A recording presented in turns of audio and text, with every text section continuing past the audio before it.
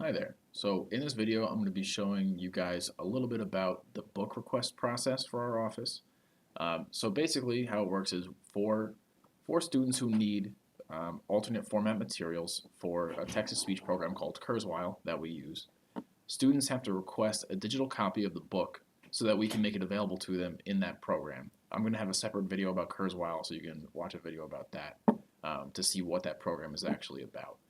But this video is just going to show you, in order to actually get the book to the student, we can potentially scan the book for the student, and any scan materials they have they can also put in there.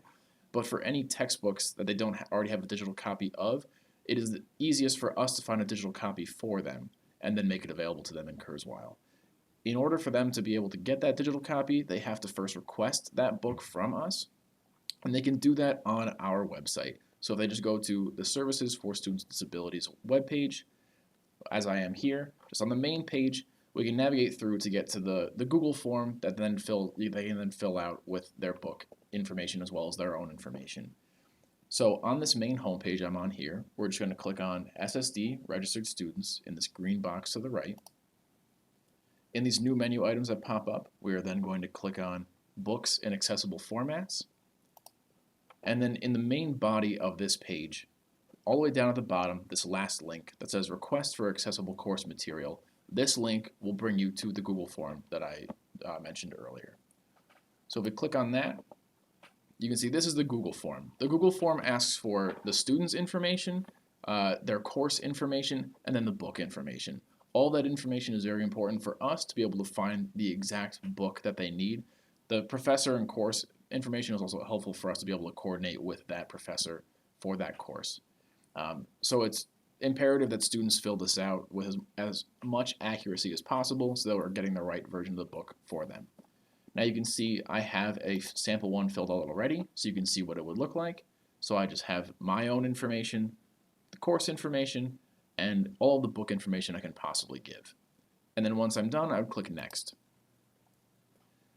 Now then down here, this is just an agreement stating that the alternative format requests or alternative format materials that you're receiving are not going to be distributed by you to any other students. They are being used as an accommodation for yourself. And so you're not going to share these materials with another party. And what can happen if you violate these terms. So advise students to read through this. And then at the bottom, they just have to electronically sign. So they can just type their name as I'm doing now. Once they're done, they just click Submit. And that's the entire form. Now, if students have 4 books, they'd want to enter all their information in this form 4 times. So basically, you just want to have them fill out fill out the form once for each book that they would need. Now, all that information is automatically going to feed from this Google form into a Google Sheet from our office. Currently, the name might change in the future. Currently, the name of the sheet is Alt Text Requests. And in this very first sheet, called Form Responses here at the bottom, that is where all the information will feed into. So you can see it gives me the time that it was entered into, and then this is all the information that I had just entered into the Google form. So you can see my information, all the sample entries that I put, and I can just keep scrolling to the right, and it's all that sample information. And you also want to make sure that their name is down here as well, stating that they had electronically signed and agreed not to distribute materials to other parties. So once you see all that and you have all the information available to you, then you're good to go. That's when you want to start looking for the book. When you have this information available, the first thing you want to do is copy all of the relevant information into this next tab down here. And it's called SSD Request Status. The reason that we want to put it in here is because the information in this sheet is actually set to move over to another spreadsheet as well that is available to bookstore employees who are going to be helping us with this process. So it's really important that we move all of our information over to this part of the spreadsheet. Now, for this, you're going to have to just copy and paste a little bit of information. There isn't currently a more efficient way of doing it, so it can be a little tedious, but just copy and paste the information. You can see with the titles of the columns that we have up here. So over here on the left, this column, I will have to fix the name of it. This is actually supposed to be the assigned worker who is working on it. So over here on the left, you can assign who is going to be working on it. So for example, if I was going to be working on it, Patrick Talby, I would put my name down here in the column, as you can see here. The next column is where in the process the book is, and we actually have a drop-down menu set up in all of these cells here. So you can choose that we have not started the request yet, we're currently looking for the request, we're converting the book to be accessible in Kurzweil, and all of those that will be covered in a different video, but you can just choose whichever option is best suited for the book you're doing or converting, and then you can update this as you go along. And then obviously here you're just putting book information. And it's really important for all that book information to be feeding over into the bookstore status requests spreadsheet that we have. In this particular spreadsheet, you don't actually want to be touching the assigned worker or the status. You actually would update that in the bookstore copy. If you have any questions about that, you can always ask Jeremy and he can clarify that for you. Okay, so again, just make sure this is copied over, and then we'd start looking for the book. Now there's a couple of different places that we look for these books, and I'll kind of go through the order in which I think is most appropriate to look for them. So there are online databases that we can look for a digital copy of the book, but before we do that, we actually have a collection of books already available to us that we have collected over a bunch of different semesters, and we have it on an external hard drive. When that external hard drive is plugged into your computer, it's going to show up as My Passport, as you can see here. And in here, if I go to textbooks, we have archived files from different semesters. But we also have, so we have 2016 archives, 2017, 2018. If you go to the AFT library, this is the full library of books that we've collected over how many semesters. They're all listed alphabetically, and if I were to click on one of these, it'll have the PDF of that book. You might also see, or you should see in these folders, a broken up version of the book, so you would see it like this, broken up into different chapters. This is what we want to eventually do, and this is when I refer to the conversion process, this is what I'm talking about. We're making the book accessible and splitting it into different chapters, but I will cover how to do that in a separate video. So you can absolutely check through this AFT library and see if we have the book available. If we already have the version of the book available that student needs, that's great. We already have it ready to go. We can just make it available to the student, and then everything's all set. The last thing, before you give a book to a student, you want to make sure that they have provided with us some form of proof of purchase. Now, it doesn't have to be a very official receipt or anything. They don't need to bring in a receipt to us, and we don't have to scan it or anything. If they have the receipt, they could simply take a picture of it with their phone and email one of us that receipt, and that is perfectly fine. Many students order their books online now, whether it be through Amazon or Chegg or the bookstore. Any of those sources is also fine, and they should have an email confirming their purchase. They can simply forward that email to you, and as long as that has been done, that is absolutely an acceptable form of proof of purchase as well. So just make sure you have that proof of purchase before you actually give a book to a student. Okay, so this is our external hard drive. We obviously don't have every book a student might need, and so if we don't have it here, there's a couple other places we can look as well. The next one is in our Kurzweil Universal Library. So Kurzweil has a cloud system, a cloud storage system called the Universal Library, as you can see up here.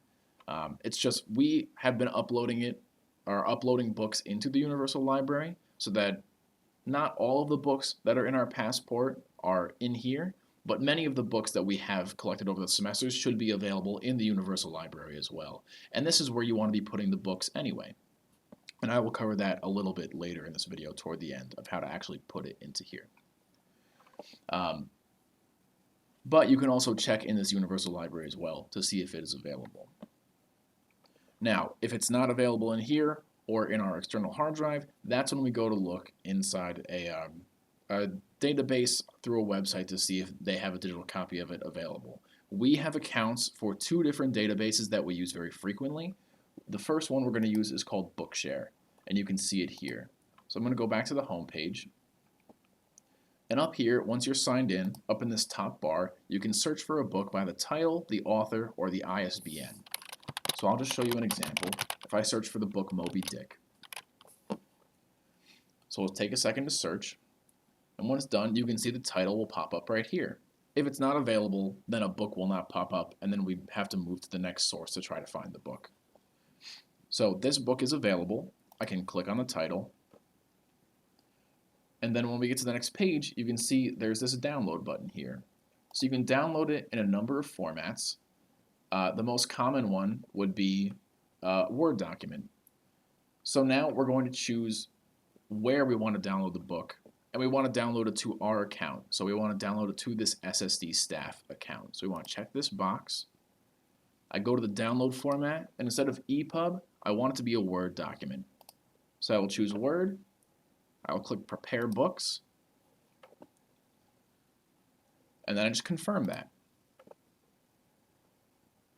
And then we're good to go. This will just take a little bit to download to the computer, and then once it's done, we can then open it up, and because it's a Word document, you can put Word documents in Kurzweil, but we want to make sure the files are accessible as possible, so we want to make sure that we convert this Word file into a PDF and then work with it from there. So you can see now, this is a list of books that we have downloaded in the past. Under Moby Dick, all the way to the right, you can see it says available. If it is still downloading, it will say downloading and have a little wheel circling here saying that it is still downloading. But now that it's available, I can click on it and it will download straight to my computer. As you can see, there it is right there. So that's just one way of getting books from Bookshare. Now, if you can't find the book in Bookshare, there's a different database you can check that has a little bit, a different storage of books. They have a different library available to them from different publishers. So that next one is called Access Text. So I go to this tab here. So again, this is a different database. They have different books available than Bookshare does, but sometimes there's usually overlap between the two. Access Text is probably the better one to go to if you can find the book in both locations, because Access Text can usually give you a PDF file right away, as opposed to Bookshare. So again, if I use the example of Moby Dick, I can type in the title here, and you can see the title then pops up. So I can click on the link that is in the ISBN number for this book. And then, so this particular example is not a great one because you can see it says no publisher file is available for this title. So let's try to find a different book. Let's go back to Access Text. Let's log in. And let's search for this book because I believe I have already found it before.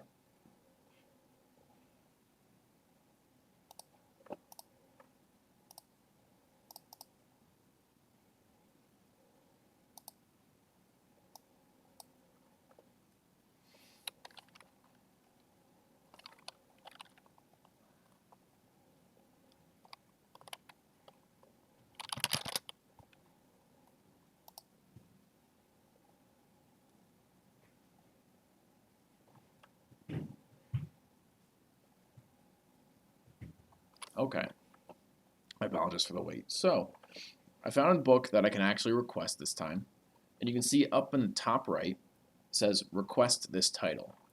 So I can click request this title. It will ask me to fill out a student ID, a student name, and student disability. Now, we don't want to actually put in any student information in here due to confidentiality reasons, so I'm not going to put in an actual student ID, so I put in just my initials and the number 1. I do the same thing for my name, and for student disability, you can just put learning. That's absolutely acceptable. Now in the format requested, I want to make sure it's PDF. For some books, different file versions are available, but almost always PDF should be available, and that's the one that we're going to want. And the request type, you want to make sure you're choosing publisher file. That means that they will actually give you the file. If you click permission to scan print material or permission to redistribute alternative text, that is them giving you permission to distribute a file that you already have, but in this case we do not have that file yet. So we want to click publisher file so they will actually give us a digital copy of the book. Once this is filled out, you don't need to fill out the course, instructor, term, any of that, and then we would just click save. Now, with Access Text, it's not exactly like Bookshare and that I can get the book right away. With Bookshare, when the book is available, you can download it immediately. But with Access Text, depending on how the publisher has it set up through Access Text, they will either give you the book immediately or it will have to first be pending approval. So for this one, you can see it's pending approval. If I go back to our home screen, I can then see file requests pending, so you can check on your pending requests.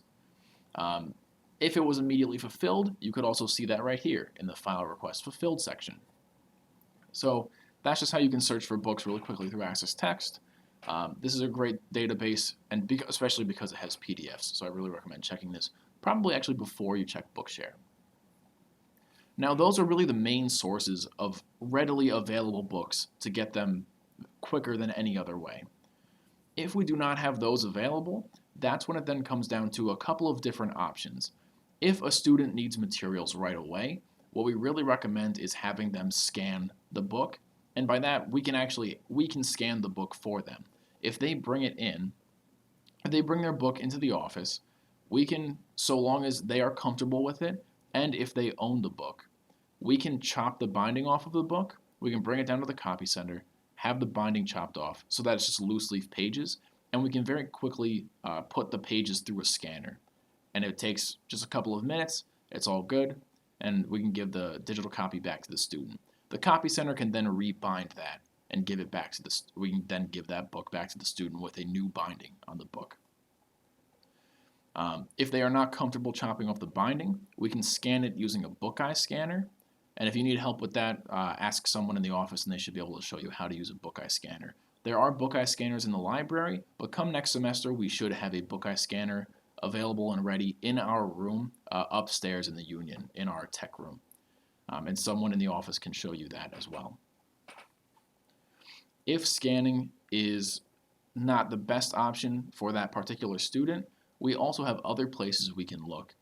And the two other options are we can either contact the publisher directly, or this coming semester you'll be able to actually contact the bookstore or the library. This last semester we've been working with the library, and they have been giving us books that they can find. Now, if you need contact information for our contact either in the library or in the bookstore, absolutely just ask someone in the office. They will be able to provide that information to you. And they might be able to get us a version of the book without us having to contact the publisher. The publisher is our last resort because publishers are not they're not held to a certain standard of when they need to get back to us to give us accessible materials, and they're not required to give it to us either. So we can request it from them directly, but even if they do get it to us, sometimes it can take a very long time. So that is why we go to that option last. So also if you need publisher information as well, again you can ask someone in the office, but you can very easily just go to that particular publisher's website. So you would look inside the book, see who published the book, and almost every publisher should have a website and a way to contact them. And you could simply just have Jeremy send them an email and request that information. So that's just how you can find a book, or where you could look to even find a book in the first place. I will not go over conversion in this video. The last thing I want to show you is how you can upload a book once you have it available. So once you have the book ready, and again conversion we'll go over in a separate video, we can upload it directly into this Kurzweil Universal Library, because this is where you want to put it. Now each student will have a folder that's actually below all of these. I'm not going to scroll down to them just for the sake of privacy so that I'm not exposing confidential information. But you'd want to first put it in our private folder up here and then put it down into the students folder directly. And you can do that by first selecting the files. So for example, if I wanted to copy this file, I would select it, I would hit copy, and then a list of all of the folders available would show up, and you could hit the paste button, and you could then paste it into the folder that you chose for whatever student was requesting that book. Now, if you want to upload the entire file all at one time, we can use what's called the Universal Library Uploader tool. I just have it right down here on my bar. Now I sign in with the same exact information I generally use for Kurzweil to be able to use this tool.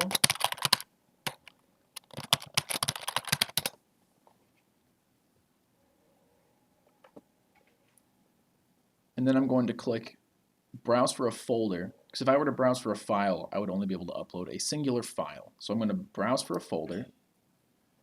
Let me go to my folder where I have some books and say I wanted to upload this book again. So this is going to upload every file that I have in here. I click OK. And then browse, I'm not going to click on it because, again, I don't want to expose any confidential information. But if you click browse, this will then show you which folder in the Universal Library that you can upload the book. Where you want to upload it is this private folder that I told you. So you're going to see a folder that says State University of New York at Binghamton. And then below that, you will see private. That is where you want to choose when you upload the book. Then you just click upload. It can take anywhere from a couple of seconds to a couple of minutes, depending on how big the book is. So just let it run, and once it's completed, it will show you in this status bar up here that it is completed, and then you will see that book available in our private folder. So that's really all I wanted to go over in this video. Check out my other videos for information about converting books and making them accessible. Also, check out my videos about SmartPens and Kurzweil. And I hope this was informative.